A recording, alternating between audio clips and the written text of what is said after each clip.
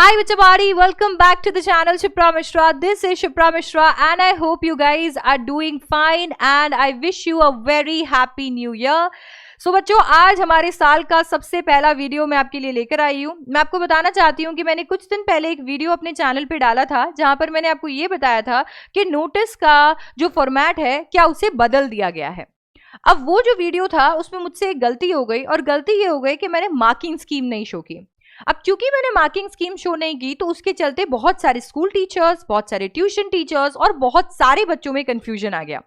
तो मैंने उस वीडियो को हटाकर और सोचा क्यों ना मैं एक नया वीडियो आपके लिए लेकर आऊं ताकि से आपको एग्जैक्टली पता चले कि मैंने जो चेंजेस बताए थे वो कहाँ लिखे हुए हैं और वो ऑफिशियल है नहीं है, ये भी आप डिसाइड कर सको।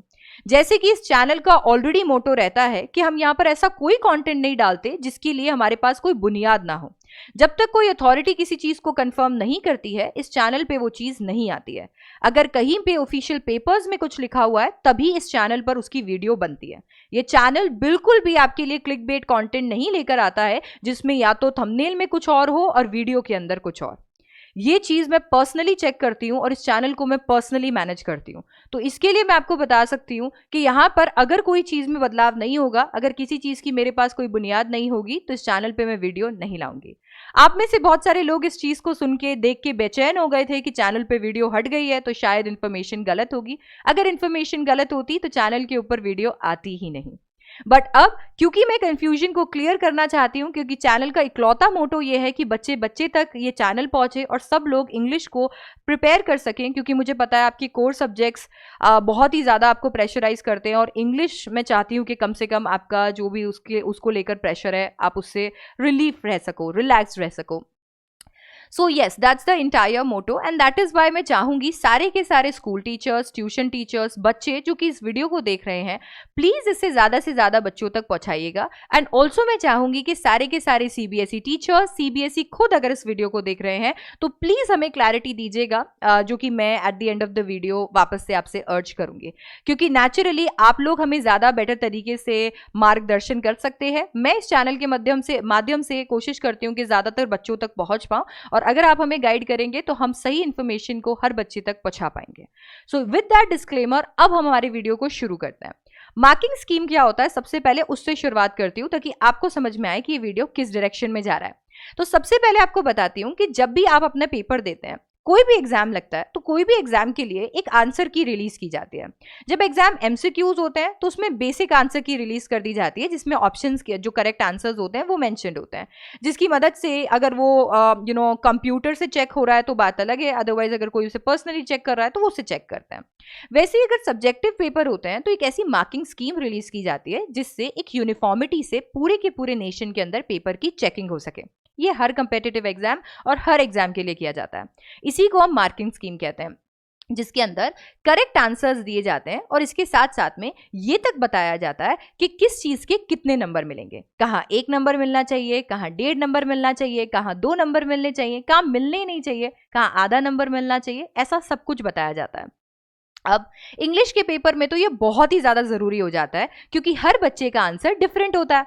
आपके राइटिंग स्किल का आंसर डिफरेंट होगा, लिटरेचर का आंसर डिफरेंट होगा एंड दैट इज वाई यहाँ पर मार्किंग स्कीम एक बहुत इंपॉर्टेंट चीज हो जाती है जिससे सारे के सारे टीचर्स आपके कॉपीज को चेक करते हैं। आई बिलीव इसीलिए सीबीएसई मार्किंग स्कीम रिलीज करता है यहाँ पर ये यूनिफॉर्मिटी मेंटेन करने के लिए, क्योंकि अगर यहाँ पर हर एक टीचर अपने हिसाब से आपकी कॉपी चेक करने लगे तो एक स्टेट में अलग तरीके से कॉपी चेक होगी और एक स्टेट में अलग, एंड दैट्स हाउ नंबर भी वेरी करेंगे। आई होप सीबीएसई कि मैं आपके इंटेंशन को ढंग से समझ पा रही हूँ, क्योंकि मार्किंग स्कीम का उद्देश्य यही होता है। अब जब मैं इसकी बात करती हूँ तो ये सीबीएसई की ऑफिशियल वेबसाइट है, मेरी वेबसाइट नहीं है, ठीक है। तो ये सीबीएसई की ऑफिशियल वेबसाइट है जहाँ पर इंग्लिश कोड दिया हुआ है। यहाँ पर इंग्लिश कोड का आपको सैंपल पेपर मिल जाएगा और इसी के बाजू में आपको इसकी मार्किंग स्कीम मिल जाएगी। आप जैसे इस पे टिक करेंगे तो यहाँ पर आपको पूरी मार्किंग स्कीम मिल जाएगी जहाँ पर हर एक क्वेश्चन का करेक्ट आंसर और कैसे कैसे नंबर अलॉट किए जाने चाहिए वो सब कुछ दिया हुआ है। जिस स्टेप मार्किंग की आप बात करते हैं मैथ्स में, ठीक है, जहां पर आप आंसर्स लिखते हैं, थियोरेटिकल आंसर्स लिखते हैं, तो वहां पर जो कीवर्ड्स की आप बात करते हैं उन पे नंबर ऐसे ही मिलते हैं क्योंकि सीबीएसई टीचर्स को बोलते हैं नंबर देने के लिए या नंबर डिडक्ट करने के लिए। कोई भी टीचर अपने मन से ये नहीं कर सकता। हाउएवर जो भी टीचर्स आपकी कॉपीज चेक करते हैं वो बहुत ही ज्यादा एक्सपीरियंस्ड है और मुझे लगता है उन्हें किसी मार्किंग स्कीम की जरूरत नहीं है, बट ये यूनिफॉर्मिटी के लिए किया जाता है। सो अभी ये मार्किंग स्कीम आ गई। अब मैंने इस मार्किंग स्कीम को पढ़ा, क्योंकि इस चैनल पे आपको हर चीज के बारे में बताना मेरी जिम्मेदारी है। तो मैंने जैसे इस मार्किंग स्कीम को पढ़ा और हम लोग जैसे ही नोटिस पे आए, जो कि यहाँ है, हम जैसे ही नोटिस पे आए, जो कि section be writing creative writing skill है, आप भी गूगल कर सकते हैं, आप भी ये देख सकते हैं। यहाँ पर नोटिस लिखा हुआ है और बताया हुआ है कि 5 नंबर का एलोकेशन कैसे किया जाएगा। हर बच्चे को 1 नंबर फॉर्मेट का, 2 नंबर कंटेंट के, 1 नंबर ऑर्गेनाइजेशन ऑफ आइडियाज और 1 नंबर एक्यूरेसी का दिया जाएगा। अब इसके बाद में फॉर्मेट को एक्सप्लेन करते हुए सीबीएसई ने फॉर्मेट को यहाँ मार्किंग स्कीम में दिखाया है। रुकिएगा, अच्छे से सुनिएगा। सीबीएसई यह बता रहे हैं कि आपको नोटिस के फॉर्मेट में सबसे पहले एक बॉक्स बनाना है, NOTICE नोटिस हेडिंग डालनी है सेंटर में। फिर जो भी इशूइंग अथॉरिटी है, कोई ऑर्गेनाइजेशन या उसके बिहाफ पे कोई एजेंट है, उसका नाम अगर गिवन है तो वो आपको सेंटर में बीचों बीच लिखना है। नाम गिवन नहीं होता है तो हम सूडोनाम लिखते हैं। इसके बाद में डेट ऑफ इशू, मतलब जो जिस भी दिन को जो नोटिस है उसे इशू किया गया है, उससे आपको लेफ्ट की तरफ अलाइन करके लिखना है, मतलब जहां मार्जिन लगा होता है उस तरफ अलाइन करना है। नेचुरली कंटेंट के अंदर उसकी बॉडी आएगी और उसके बाद में जो लिख रहा है उसका नाम, दैट मीन्स जो अंडरसाइंड है उसका नाम आएगा। उसके नीचे उसका डेजिग्नेशन आएगा जो कि अंडरस्टूड है, अगर गिवन है तो ही लिखना है, अदरवाइज नहीं। एंड देन उसके बाद में आएगा सिग्नेचर, और ये तीनों ही चीजें जो है बॉटम लेफ्ट में आपको लिखनी है। दैट मीन्स अगेन आपको सबसे नीचे और मार्जिन से लगकर उसे लिखना रहेगा। दैट मीन्स बॉक्स में लेफ्ट वाले साइड पे आपको उसे लिखना रहेगा। तो ये जो है, ये पूरा का पूरा फॉर्मेट जो है वो सीबीएसई ने बता दिया। इसके बाद में सीबीएसई ने यहाँ नोट भी दिया है कि अगर ये सारी चीजें आप इंक्लूड करते हैं तो आपको 1 नंबर पूरा मिलेगा। अगर आप 1 या 2 चीज मिस कर देते हैं तो आपको अंदर आधा नंबर मिलेगा। अगर इनमें से आप 2 से भी ज्यादा चीजें मिस कर देते हैं तो आपको 1 भी नंबर नहीं मिलेगा फॉर्मेट का। ठीक है, अब जब ये बात आपको क्लियर हो गई तो क्या चीज है मैम जो मुझे ये बताती है कि ये मेरा करेक्ट फॉर्मेट है। सीबीएसई ने बाद में कंटेंट और बहुत सारी चीजों को डिस्कस करते हुए, जब वो क्वेश्चन जो उन्होंने सैंपल पेपर में दिया था उस पे जब वो आए और उसका आंसर, उसके वैल्यू पॉइंट्स हमें दिखाए गए, क्योंकि हर बच्चा अलग तरीके से नोटिस लिखेगा तो एक रिजिड नोटिस नहीं दे सकते कि उसी से चेक होगा। तो वैल्यू पॉइंट से आपके पेपर्स चेक होते हैं, जहां पर टीचर्स का एक्सपीरियंस भी काम आता है, क्योंकि वही उन वैल्यू पॉइंट से आपको देखकर और मार्क्स दिया करते हैं कि ठीक है कौन सा सीबीएसई के वैल्यू पॉइंट्स है, and then of course the legends themselves. तो अभी यहाँ पर ये जो क्वेश्चन है, ये क्वेश्चन आ गया, एंड देन क्वेश्चन के बाद में ये वैल्यू पॉइंट्स है। अब जब हम इन वैल्यू पॉइंट्स में पहला पॉइंट देखेंगे तो ये वैल्यू पॉइंट्स वो पॉइंट्स है जिसके बेसिस पे आपको नंबर मिलने चाहिए। आइडियली मार्किंग स्कीम का मतलब वही होता है। तो पहले पॉइंट पे लिखा हुआ है correct format as listed above, और सिमिलरली दूसरे क्वेश्चन के अंदर भी आपके लिए यही लिखा हुआ है correct format as listed above. That means CBSE जब कोई भी टीचर आपकी कॉपी चेक कर रहा होगा अगर इस मार्किंग स्कीम से, तो उनके लिए करेक्ट फॉर्मेट क्या होना चाहिए, जो सीबीएसई कहते हैं कि उन्होंने ऊपर लिस्ट किया है, और ऊपर कौन सा फॉर्मेट लिस्ट किया है, ये रहा वो फॉर्मेट। तो सीबीएसई ने ऊपर इस फॉर्मेट को लिस्ट किया हुआ है। मार्किंग स्कीम सीबीएसई की खुद की रिलीज की हुई है, और ऐसी ही marking scheme naturally CBSE final exams के टाइम पर भी रिलीज करेंगे। नहीं तो सैंपल पेपर रिलीज करना या उसके साथ मार्किंग स्कीम रिलीज करने का मतलब ही नहीं रह जाता। इन्हीं के बेसिस पे टीचर्स, स्टूडेंट्स कहीं ना कहीं एक प्रॉपर गाइडेंस के थ्रू चल सकते हैं जो सीबीएसई से डायरेक्ट आ रही है। और इसी के चलते अगर हम इस पूरे फॉर्मेट को पूरे बॉक्स में डालें तो ये फॉर्मेट कुछ इस प्रकार दिखेगा, जिसके अंदर सीबीएसई एलिमेंट्स जो मेंशन करवाना आपसे चाहते हैं वही कुछ इस प्रकार है। सबसे पहले आपको सेंटर के अंदर नोटिस डालना है, और उसी सेंटर के अंदर इशूइंग अथॉरिटी का नाम आपको डालना है। लेफ्ट की तरफ अलाइन करते हुए जो आपने जिस डेट को ये नोटिस लिखा है वो आपको डालना है, एंड देन उसके बाद में बॉडी आएगी। बॉडी के अंदर भी आपको कुछ चीजें मेंशन करनी रहेगी, जैसे कि आप शुरुआत अपने नोटिस की कर सकते हैं दिस इज टू इन्फॉर्म से।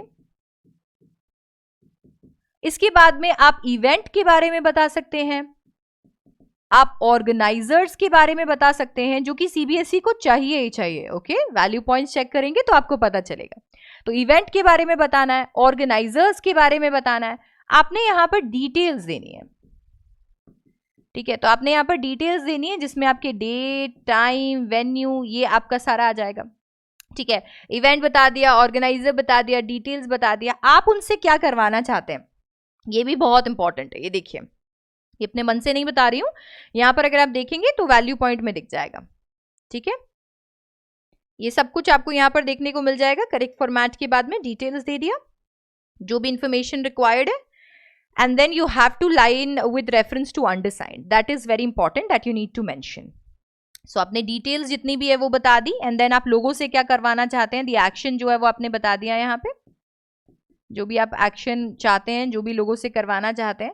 फिर इसके बाद में आपने सारा इंफॉर्मेशन कर दिया, तो उसके बाद में you have to mention the अंडरसाइंड।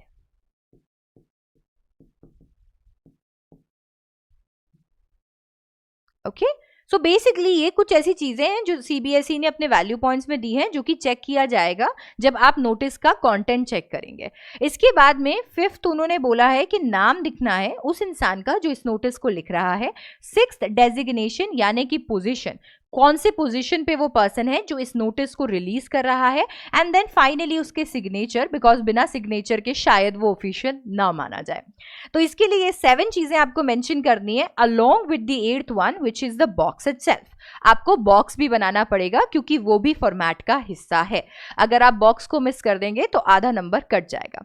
तो इनमें से एक या एक से ज्यादा एक या दो तक अगर कुछ भी आप मिस करते हैं तो आपको आधा नंबर ही मिलेगा फॉर्मेट का। अगर 2 से ज्यादा चीजें आप मिस कर देते हैं तो पूरा 1 नंबर आपका काट लिया जाएगा। तो मैम फॉर्मेट में बदलाव क्या है? फॉर्मेट में बदलाव ये है कि सबसे पहले तो ये हम उल्टा लिखा करते थे। आप चाहें तो मेरा नोटिस का पुराना वीडियो भी देख सकते हैं। मैं भी पुराने फॉर्मेट से ही आज तक पढ़ाते हुए आ रही हूँ। मुझे 10 साल हो जाएंगे अभी मार्च में पढ़ाते पढ़ाते, और मैं वही कर रही हूँ। ठीक है, तो मैं भी जो पुराना आपके स्कूल्स में भी फॉर्मेट नंबर 1 चल रहा होगा, जो कि मैंने आपको प्रीवियस वीडियो में भी बताया था, जिसमें हम लोग पहले इशूइंग अथॉरिटी लिखते थे, फिर नोटिस लिखते थे, इसके बाद में हम यहाँ पर हेडिंग डाला करते थे, बॉडी लिखते थे, हम यहाँ सिग्नेचर पहले लिखते थे, फिर नेम लिखते थे, फिर डेजिग्नेशन लिखते थे। वो एग्जैक्टली वही फॉर्मेट मैं भी अभी तक पढ़ाती हुई आ रही हूँ। इनफैक्ट अगर आप चाहो तो मेरा पुराना वीडियो भी चेक कर सकते हो और वहां से भी पढ़ सकते हो। बट अभी फिलहाल उन्होंने मेजर चेंजेस ये किए हैं कि नोटिस को सबसे ऊपर लिख दिया है, नेम ऑफ इशूइंग अथॉरिटी उसके नीचे है, हेडिंग जो है वो गायब है, और सिग्नेचर को लास्ट में शिफ्ट कर दिया है, जबकि सिग्नेचर नाम के पहले आया करता था। ये according to latest marking scheme है। जो मार्किंग स्कीम सीबीएसई ने रिलीज की है उसके अकॉर्डिंग मैं आपको बता रही हूं कि ये मेजर चेंजेस हुए हैं। तो अभी ये आपके पास में correct format according to CBSE जो मैंने आपको दिखाया आपके सामने आ गया है। तो अब यहां पर हमारे सामने एक क्वेश्चन आ जाता है कि मैम मैं प्री बोर्ड में कौन सा वाला फॉर्मेट लिखूं? मैम मुझे बोर्ड में ये वाला फॉर्मेट फॉलो करना चाहिए या फिर पुराना वाला फॉर्मेट फॉलो करना चाहिए? तो इसका जवाब या तो सीबीएसई आकर खुद दे सकते हैं, जो कि मेरे ख्याल से उन्होंने अपने पार्ट पे दिया है, क्योंकि ऑब्जेक्टिव मार्किंग स्कीम रिलीज करने का वही होता है, या फिर आपके स्कूल टीचर्स दे सकते हैं। तो कृपया करके अपने स्कूल टीचर्स से मार्किंग स्कीम दिखाकर पूछिए कि आपको कौन सा फॉर्मेट आपके बोर्ड एग्जाम्स के अंदर फॉलो करना चाहिए, और उस फॉर्मेट को आप आगे चलकर फॉलो कीजिए, क्योंकि वो आपको ज़्यादा बेटर तरीके से गाइड करेंगे। यहाँ पर मेरा काम था आपको दोनों फॉर्मेट्स बताना, ताकि किसी भी बच्चे से कोई भी पीस ऑफ इंफॉर्मेशन मिस ना हो जाए। इसीलिए मैंने पुराने फॉर्मेट में भी वीडियो बना रखा है, और नया फॉर्मेट में मैं इस इंफॉर्मेशन को भी आपके लिए लेकर आई हूँ।